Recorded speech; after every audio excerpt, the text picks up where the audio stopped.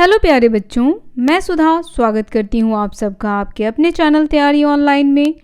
आज के इस वीडियो में हम कक्षा 10 के हिंदी पाठ्य पुस्तक संचयन भाग 2 का तीसरा अध्याय टोपी शुक्ला के अगले भाग को देखेंगे, जिसके लेखक हैं राही मासूम रजा। बच्चों, अब तक हमने इस कहानी में टोपी और इफ़न की दोस्ती के बारे में जाना, साथ ही इफ़न की दादी से टोपी का लगाव, और जब इफ़न की दादी का इंतकाल हो जाता है तो इफ़न और टोपी का अकेलापन, और दादी के गुजर जाने के बाद जब इफ़न के पापा का ट्रांसफ़र हो जाता है मुरादाबाद, तो इफ़न का वहाँ से चला जाना, और टोपी का यह कसम खाना कि मैं ऐसे लड़के से कभी दोस्ती नहीं करूँगा जिसके पिता की ट्रांसफ़र हो जाती है। तो कहानी में यहाँ तक तो हम लोगों ने देख लिया था। चलिए अब आगे देखते हैं। आगे लेखक कहते हैं कि टोपी अब अकेला हो गया। उनके पिता की जगह एक दूसरे कलेक्टर आए थे, जिसका नाम था ठाकुर हरिनाम सिंह। उनके 3 लड़के थे। सबसे बड़ा बेटा था बीलू, दूसरा बेटा था गुड्डू और तीसरा था डब्बू। लेकिन उनमें से कोई उसका दोस्त ना बन सका। और टोपी से दोस्ती ना होने की एक और वजह थी बच्चों, क्योंकि उन तीनों भाइयों को लगता था कि वह एक कलेक्टर के बेटे हैं। माली और चपरासी टोपी को पहचानते थे, क्योंकि बच्चों टोपी जो है वह उस बंगले में हमेशा जाया करता था। इफ़न वहीं रहता था, इसीलिए वह बंगले में चला गया। जब वो बंगले में गया तो देखा बीलू, गुड्डू और डब्बू क्रिकेट खेल रहे हैं। डब्बू ने हिट किया और गेंद सीधे कहाँ गया तो टोपी के मुंह पर, और टोपी ने घबराहट में अपने हाथ उठाए और बॉल उसके हाथ में चला गया। फिर एक जोर की आवाज़ आती है, हाउस दैट, यह कैसा रहा। हेड माली अंपायर था, उसने उंगली उठा दी। वह बेचारा केवल यह समझ सका कि जब हाउस दैट का शोर हो तो उसे उंगली उठा देनी है। बच्चों, जो माली था वह बेचारा इतना पढ़ा लिखा नहीं था कि वह इंग्लिश के इन वर्ड्स का मतलब बता सके। अब देखिए, डब्बू ने सवाल किया, हु आर यू? टोपी ने कहा, बलभद्र नारायण। फिर गुड्डू ने सवाल किया, हु इज़ योर फादर? टोपी ने जवाब दिया, भृगु नारायण। बिलू ने अंपायर को आवाज़ दी। अब बिलू अंपायर को बुलाया, जो माली था। भृगु नारायण कौन है? एनी ऑफ आर चपरासीज? तो जो अंपायर था वो माली था। उसने कहा, नहीं साहब, शहर के मशहूर दागदर। दागदर इट मीन्स बच्चों डॉक्टर, ठीक है। You mean doctor? डब्बू ने सवाल किया। Yes sir. हेड माली को इतनी अंग्रेजी आ गई थी। But he look so clumsy, Bilu बोला। तो बिलू क्या कहता है कि यह बहुत ही क्या है, क्लमजी है। क्लमजी इट मीन्स लापरवाह, उहर या भद्दा भी कह सकते हैं। टोपी अकर गया। अब उसकी बात सुनकर के टोपी को अच्छा नहीं लगा। तनी जवनिया संभाल के बोलो, एक लपर में नाचे लगी हों। जब बिलू ने उसके बारे में ऐसा कहा, उसने कहा कि थोड़ा संभाल के बोलो, नहीं तो एक थप्पड़ अगर मैं लगाऊंगा तो चारों तरफ घूमने लग जाओगे। दुनिया गोल है, यह पता चल जाएगा। ओ यू, बिलू ने हाथ चला दिया। बिलू, जो उस कलेक्टर का बड़ा बेटा था, उसने टोपी पर हाथ उठा दिया। अब टोपी लुढ़क गया बेचारा। फिर वह गालियां बकता हुआ उठा, परंतु हेड माली बीच में आ गया और डब्बू ने अपने अल्सेशियन को सुस्कार दिया। अब देखिए, जब टोपी और कलेक्टर के बेटों के बीच लड़ाई शुरू हो गई तो माली बीच बचाव करने आया। तभी कलेक्टर का छोटा बेटा जो था, उसने अपने कुत्ते को टोपी के ऊपर छोड़ दिया। कुत्ते ने टोपी को काट लिया। अब पेट में 7 सुइयां भूकी। टोपी के होश ठिकाने आ गए और फिर उसने कलेक्टर साहब के बंगले का रुख नहीं किया। परंतु प्रश्न यह खड़ा हो गया कि फिर आखिर वह करे क्या। घर में ले देकर बूढ़ी नौकरानी सीता थी, जो उसका दुख दर्द समझती थी, तो वह उसी के पल्लू में चला गया और सीता की छाया में जाने के बाद उसकी आत्मा भी छोटी हो गई। सीता को घर के सभी छोटे बड़े डांट लिया करते थे। टोपी को भी घर के सभी छोटे बड़े डांट लिया करते थे, इसीलिए दोनों एक दूसरे से प्यार करने लगे। अब देखिए, सीता तो थी उसकी नौकरानी, तो टोपी को उसी से स्नेह मिला, उसी से प्यार मिला, तो वो छोटा सा बच्चा उसी के पास अपना वक्त गुजारने लगा। अब भाई वो नौकरानी थी तो घर में छोटे बड़े जो मिलते सो डांट लेते थे। टोपी की भी वैसी ही स्थिति हो गई, वह भी अपनी नौकरानी की तरह ही हो गया, जो भी मिलता वह उसे डांट लगा देता। टेक मत किया करो बाबू। एक रात जब मुन्नी बाबू और भैरव का दाज करने पर वह बहुत पीटा तो सीता ने उसे अपनी कोठरी में ले जाकर समझाया। बात यह हुई कि जाड़ों के दिन थे। मुन्नी बाबू के लिए कोट का नया कपड़ा आया, भैरव के लिए भी नया कोट बना। टोपी को मुन्नी बाबू का कोट मिला। कोट बिल्कुल नया था, मुन्नी बाबू को पसंद नहीं आया था, फिर भी बना तो था उन्हीं के लिए। था तो तुरंत टोपी ने वह कोट उसी वक्त दूसरी नौकरानी केतकी के बेटे को दे दिया। वह खुश हो गया। नौकरानी के बच्चे को दे दी जाने वाली चीज़ वापस तो ली नहीं जा सकती थी, इसीलिए तय हुआ कि टोपी जारा खाए। हम जारा ओड़ा न खाएंगे, भात खाएंगे, टोपी ने कहा। तू जूते खाओगे, सुभद्रा देवी ने कहा। सुभद्रा देवी उसकी दादी थी। आपको इहो न मालूम कि जूता खाया न जात पहिनत जात है। दादी से बदतमीजी करते हो, मुन्नी बाबू ने बिगड़ कर कहा। तका हम इनकी पूजा करें? फिर क्या था, दादी ने आसमान सिर पर उठा लिया। राम दुलारी ने उसे पीटना शुरू किया। तो बच्चों, बात कहाँ शुरू हुई थी? कोट पे, कि मुन्नी बाबू को भी नया कोट मिला और उसके भाई भैरव को भी मिला, लेकिन टोपी को मुन्नी बाबू का ही कोट दिया गया। तो उसने वो कोट नहीं लिया, उसने अपनी दूसरी नौकरानी केतकी के बेटे को दे दिया।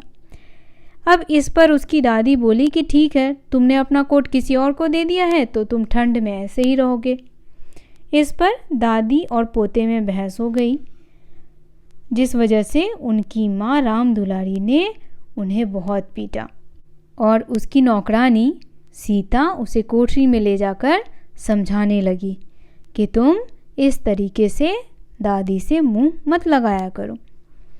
अब देखिए, तू 10वां में पहुंच गईल बार, सीता ने कहा। तुम्हें दादी से टर्राव के त नाना चाही, कीनो ऊ तोहार दादी वारिन। अब सीता कहती है कि टोपी, तुम 10वें क्लास में पहुंच गए हो, समझदार हो, अब तुम्हें दादी से क्या नहीं करना चाहिए? मुंह नहीं लगाना चाहिए, क्योंकि वो तो तुम्हारी दादी हैं। सीता ने तो बड़ी आसानी से कह दिया कि वह 10वें में पहुंच गया, परंतु यह बात इतनी आसान नहीं थी। 10वें में पहुंचने के लिए उसे बड़े पापड़ बेलने पड़े। 2 साल तो वह फेल ही हो गया। 9वें में तो वह सन 49 में पहुंच गया था, परंतु 10वें में वह सन 52 में पहुंच सके। तो देखिए, कहते हैं कि 2 साल वो क्या हो गए थे? फेल हो गए थे, क्योंकि 9th उन्होंने 1949 में ही कंप्लीट कर लिया और 10th में वो पहुंचे 1952 में। तो 2 साल की गैपिंग हो गई। आगे लेखक कहते हैं, जब वह पहली बार फेल हुआ तो मुन्नी बाबू इंटरमीडिएट में फर्स्ट आए और भैरव 6ठे में। सारे घर में उसे जवान की नोक पर रख लिया। अब भैया सब उन्हें क्या करते थे? ताने मारते थे कि फेल हो गया, पढ़ता नहीं है, ये नहीं करता, वो नहीं करता। इस पर टोपी बहुत रोया। बात यह नहीं थी कि वह गाउदी था। गाउदी शब्द का अर्थ होता है बच्चों मूर्ख, या इसे हम मंदबुद्धि भी कह सकते हैं। तो टोपी जो था वह गाउदी नहीं था, वह ना तो मंदबुद्धि का था और ना ही मूर्ख था। वह काफ़ी तेज था, परंतु उसे कोई पढ़ने ही नहीं देता। जब वह पढ़ने बैठता, मुन्नी बाबू को कोई ना कोई काम निकल आता या राम दुलारी को कोई ऐसी चीज़ मंगवानी पड़ जाती जो नौकरों से नहीं मंगवा सकती थी। राम दुलारी जो उसकी माँ थी। यह सब कुछ न होता तो पता चलता कि भैरव ने उसकी कॉपी के पन्नों के हवाई जहाज बना के उड़ा डाले। अब भाई सब उसे परेशान करते थे, कोई उसे चैन से पढ़ने ही नहीं देता। इस वजह से वह फेल हो जाता था। लेखक कहते हैं दूसरे साल उसे टाइफाइड हो गया, इस वजह से वह 10th में फेल हो गया। तीसरे साल वह 3rd डिवीज़न से पास हुआ। यह 3rd डिवीज़न कलंक के टीके की तरह उनके माथे पर चिपक गई। अब जो भी कहता लो पास भी हुआ तो 3rd डिवीज़न से। 3rd डिवीज़न को लोग इतना अच्छा नहीं मानते हैं, या तो लोग 1st डिवीज़न को मानते हैं या 2nd डिवीज़न को। परंतु हमें उसकी मुश्किलों को भी ध्यान में रखना चाहिए। अब लेखक कहते हैं कि देखिए टोपी 3rd डिवीज़न से पास हुआ, लेकिन पास तो हुआ, उसके रास्ते में आई वो सभी बाधाओं को टालता हुआ 3rd डिवीज़न से पास हो गया। सन 49 में वह अपने साथियों के साथ था, वह फेल हो गया। साथी आगे निकल गए, वह रह गया। सन 50 में उसे उसी दर्जे में उन लड़कों के साथ बैठना पड़ा जो पिछले साल 8वें में थे। अब 2 बार वो फेल हुए थे, तो जो बच्चे 8वें में होंगे वो तो 2 साल के बाद 10वें में पहुंच ही जाएंगे। आगे लेखक कहते हैं कि पीछे वालों के साथ एक ही दर्जे में बैठना कोई आसान काम नहीं है, क्योंकि बच्चों सभी क्या करते हैं, चिढ़ाते हैं। उसके दोस्त 10वें में थे, वह उन्हीं में मिलता, उन्हीं के साथ खेलता। अपने साथ हो जाने वालों में से किसी के साथ उसकी दोस्ती न थी। अब जो बच्चे 9th पास करके 10th में आए, 8th पास करके 10th में आए, उनसे टोपी की दोस्ती कभी ना हो सकी। टोपी अपने हम उम्र के बच्चों के साथ ही खेलता था। वह जब भी क्लास में बैठता उसे अपना बैठना अजीब लगता था। उस पर सितम यह हुआ कि कमज़ोर लड़कों को मास्टर जी समझाते तो उसकी मिसाल देते। अब हम कभी कभी देते हैं ना कुछ बच्चों के मिसाल कि देखो ये टॉपर है। तो एक चीज़ हमेशा ध्यान रखिएगा, लोगों की नज़रों में 2 ही चीज़ें आती हैं, एक जो सबसे आगे है, दूसरा जो सबसे नीचे है, बीच वालों को कोई नहीं देखता। तो यहाँ पर हमारे लेखक यही कहना चाह रहे हैं कि क्लास में जो टीचर थे, मास्टर साहब थे, वह टोपी की मिसाल दिया करते थे कि देखो 2 साल से ये 10वें में ही है, अच्छे से नहीं पढ़ोगे तो तुम लोग भी ऐसे ही रहोगे। इस तरीके से वो मिसाल देते थे। क्या मतलब है सामवतार? बलभद्र की तरह इसी दर्जे में टिके रहना चाहते हो क्या? यह सुनकर सारा दर्जा हंसता, सभी बच्चे हंसने लगते। हंसने वालों में वे होते जो पिछले साल 8वें में थे। वह किसी न किसी तरह इस साल को झेल गया, परंतु जब सन 51 में भी उसे 9वें दर्जे में ही बैठना पड़ा तो वह बिल्कुल गीली मिट्टी का लौंदा हो गया। गीली मिट्टी का लौंदा कहने का अर्थ है उसे जो भी सेब चाहो उसे दे दो, कोई फर्क नहीं पड़ता था, क्योंकि अब तो 10वें में भी कोई उसका दोस्त नहीं रहा, सभी आगे निकल गए। 8वें वाले 10वें में थे, 7वें वाले उसके साथ, उनके बीच में वह अच्छा खासा बूढ़ा दिखाई देता था। अब जैसे जैसे वो फेल होता वह उसी क्लास में रहता, बाकी पीछे क्लास के बच्चे उसके क्लास में आ जाते। इसीलिए लेखक कह रहे हैं कि अब टोपी कैसा दिखाई देने लगा, बूढ़ा, यानी बहुत बड़ा हो गया था। और जो बाकी बच्चे जो नए क्लास में आए थे, उसके क्लास में आए थे, वह सब छोटे छोटे थे। वह अपने भरे पूरे घर ही की तरह अपने स्कूल में भी अकेला हो गया, क्योंकि सभी बच्चे उससे छोटे थे। मास्टरों ने उसका नोटिस लेना बिल्कुल ही छोड़ दिया, कहा भैया जाने दो, ये पास करे तो भला, ना करे तो भला। मास्टर भी उसके प्रति लापरवाह हो गए, कोई उस पर ध्यान ही नहीं देता। कोई सवाल किया जाता और जवाब देने के लिए वह भी हाथ उठाता तो कोई मास्टर उससे जवाब न पूछता। अब टीचर्स उसे इग्नोर करने लगे थे, परंतु जब उसका हाथ उठता ही रहा तो एक दिन अंग्रेजी साहित्य के मास्टर साहब ने कहा, 3 बरस से यही किताब पढ़ रहे हो, तुम्हें तो सारे जवाब जवानी याद हो गए होंगे।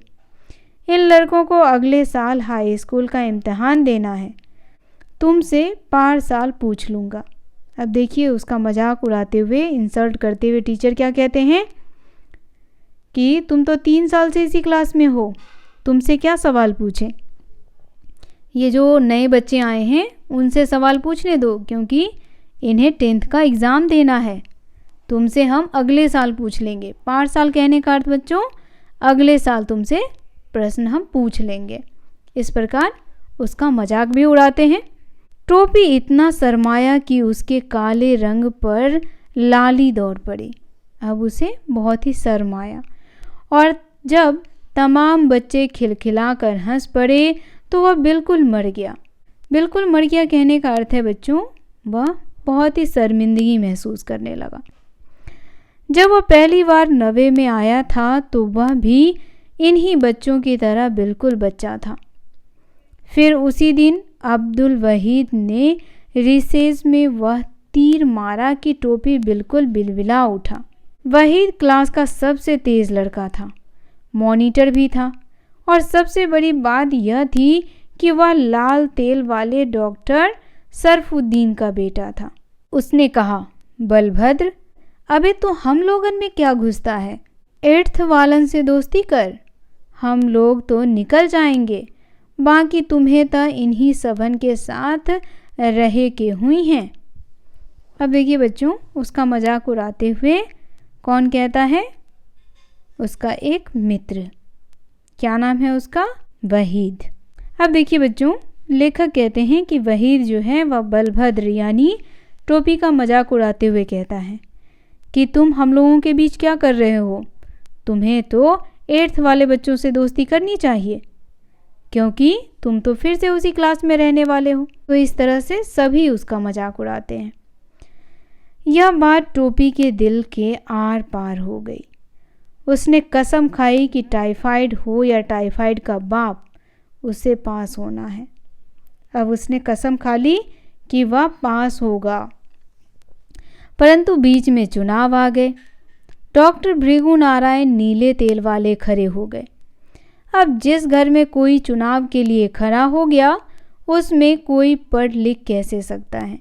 अब भैया, जिसके घर में कोई चुनाव में खड़ा हो गया हो तो 10 तरीके के काम आ जाते हैं। तो जिस वजह से लेखक कह रहे हैं कि अब ऐसी परिस्थिति में कोई कैसे पढ़ लिख सकता है? कभी कोई आता है, कभी कोई आता है मिलने के लिए। वह तो जब डॉक्टर साहब की जमानत जब्त हो गई तब घर में सारा सन्नाटा हुआ और टोपी ने देखा कि इम्तिहान सिर पर खड़ा है। वह पढ़ाई में जुट गया, परंतु ऐसे वातावरण में क्या कोई पढ़ सकता है? इसीलिए उसका पास ही हो जाना बहुत था। तो बच्चों, लेखक सभी परिस्थितियों से अवगत करा रहे हैं कि टोपी के जीवन में कैसी कैसी परिस्थितियां आई हैं और वह किस प्रकार अपने हौसले को बुलंद करता है कि मुझे 10th पास करनी है और आगे निकलना है। वाह, दादी बोली, भगवान नजरे बंद से बचाए, रफ्तार अच्छी है, 3रे बरस 3रे दर्जे में पास हो गया। अब दादी भी टोपी का मजाक उड़ा रही हैं। वैसे भी टोपी दादी को पसंद नहीं करता और दादी टोपी को पसंद नहीं करती, तो इसलिए दादी मजाक उड़ाते हुए कहती है कि टोपी जो है वह 3रे बरस 3रे दर्जे में पास हो गया। मतलब 3 साल में तो वो 10th पास किया, वो भी 3rd डिवीज़न से। तो इस प्रकार वह उसका मजाक उड़ा रही हैं। तो बच्चों, टोपी शुक्ला की ये कहानी यहीं समाप्त होती है। कहानी आपको कैसी लगी कमेंट करके बताना बिल्कुल ना भूलें। कहानी पसंद आई हो बच्चों तो वीडियो को लाइक करें, शेयर करें और हमारे चैनल को सब्सक्राइब कर लें। यदि आपका कोई सुझाव या प्रश्न है तो आप अपने सुझाव और प्रश्न हमें कमेंट बॉक्स में लिख करके अवश्य बताएं। मिलते हैं आपसे इस अध्याय के प्रश्न अभ्यास के साथ। तब तक के लिए आप सभी का धन्यवाद।